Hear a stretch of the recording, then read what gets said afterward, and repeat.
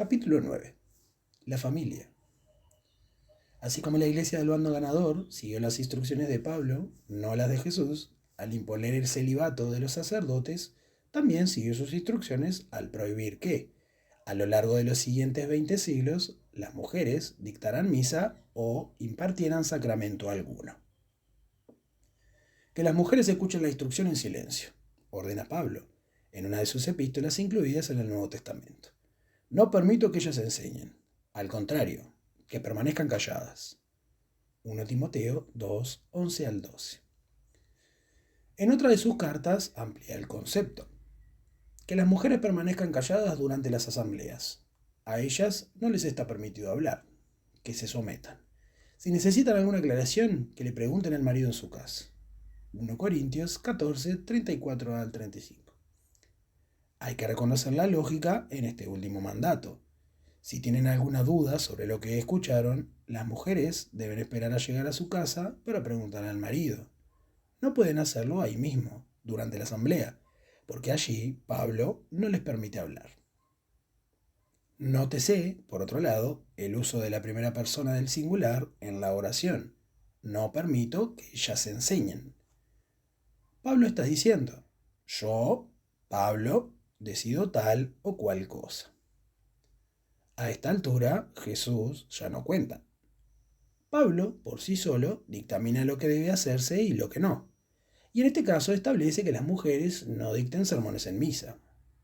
Decreto al que la iglesia del bando ganador, fundada sobre las ideas de Pablo, obedeció rigurosamente, sin importar que no viniera de Jesús. Porque la realidad es que a esta altura Jesús ya no importaba. No importaban ni él, ni su madre, ni su familia. El proceso de deshumanización de Cristo consistió en deshumanizar no solo a Jesús, sino también a su madre, y luego velar, tapar e ignorar al resto de la familia. Familia normal, perfectamente humana, en la que la madre, como una madre normal y perfectamente humana, había continuado teniendo hijos, y le había dado hermanos y hermanas a Jesús. Los siguientes párrafos de los evangelios han sido sutilmente desatendidos por la iglesia del bando ganador, a pesar de que están ahí.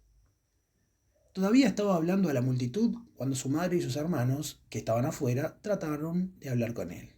Alguien le dijo, tu madre y tus hermanos están ahí afuera y quieren hablarte. Mateo 12, 46 al 47. Entonces llegaron su madre y sus hermanos, y quedándose afuera, lo mandaron llamar. La multitud estaba sentada alrededor de Jesús, y le dijeron, tu madre y tus hermanos te buscan afuera. Marcos 3, 31, 32. Su madre y sus hermanos fueron a verlo, pero no pudieron acercarse a causa de la multitud. Entonces le anunciaron a Jesús, tu madre y tus hermanos están ahí afuera y quieren verte. Lucas 8, 19 al 20. En estos otros dos pasajes, que exponen los comentarios de la gente de Nazaret cuando Jesús regresa a su pueblo, aparecen las hermanas de Jesús, y sus hermanos figuran incluso con nombres propios. ¿No es este el hijo del carpintero? ¿Su madre no es la que llaman María? ¿Y no son hermanos suyos Santiago, José, Simón y Judas? ¿Y acaso no viven entre nosotros todas sus hermanas? Mateo 13, 55 al 56. ¿No es acaso el carpintero, el hijo de María, hermano de Santiago, de José, de Judas y de Simón? ¿Y sus hermanas no viven aquí entre nosotros? Marcos 6, 3.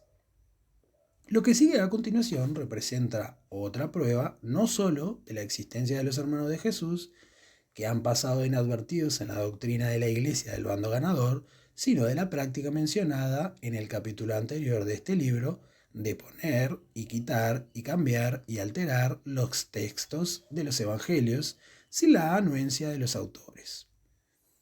En su evangelio, Juan viene hablando de los hermanos de Jesús en estos dos versículos. Sus hermanos le dijeron, no te quedes aquí, ve a Judea, para que también tus discípulos de allí vean las obras que haces. Cuando uno quiere hacerse conocer, no actúa en secreto. Ya que tú haces estas cosas, manifiéstate al mundo. Juan 7, 3 al 4. Claramente se lee que sus hermanos, llenos de admiración, están instándolo a salir más allá de Nazaret, un pueblo muy pequeño, y lanzarse a predicar a las grandes ciudades.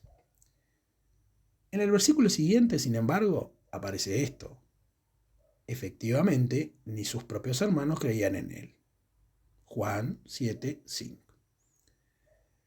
Al igual que lo visto de Mateo en el capítulo anterior de este libro, resulta obvio en este caso que así no era el escrito original. Ningún autor contradice en el versículo inmediatamente posterior lo que había dicho en los dos versículos previos.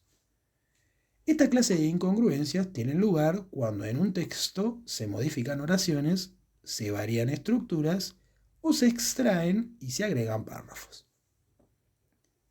Hace 2000 años, antes de armar la versión del Nuevo Testamento que sería presentada al mundo, los miembros de la Iglesia del Bando Ganador podían poner y sacar versículos y luego volver a enumerarlos para mantener la correlatividad. Hoy ya no pueden realizar esta última maniobra con tanta libertad. Volver a enumerar los versículos resultaría impensable. Hay incontables Biblias impresas y cada frase tiene su versículo asignado. Por lo tanto, si en la actualidad quieren eliminar un versículo, pueden borrarlo, pero deben dejar el número allí, con el versículo vacío. La imagen que acompaña este capítulo muestra, a la izquierda, una foto de la Biblia oficial del Vaticano en su versión anterior a la última, y a la derecha, una foto de la Biblia oficial del Vaticano en su versión más reciente. Las dos versiones no son iguales, a pesar de tratarse de un libro sagrado. No solo ha cambiado el lenguaje, sino que dos versículos han desaparecido. Se trata del capítulo 9 del Evangelio de Marcos, y mientras que en la versión anterior a la última figuran todos los versículos, en la actual faltan el 44 y el 46.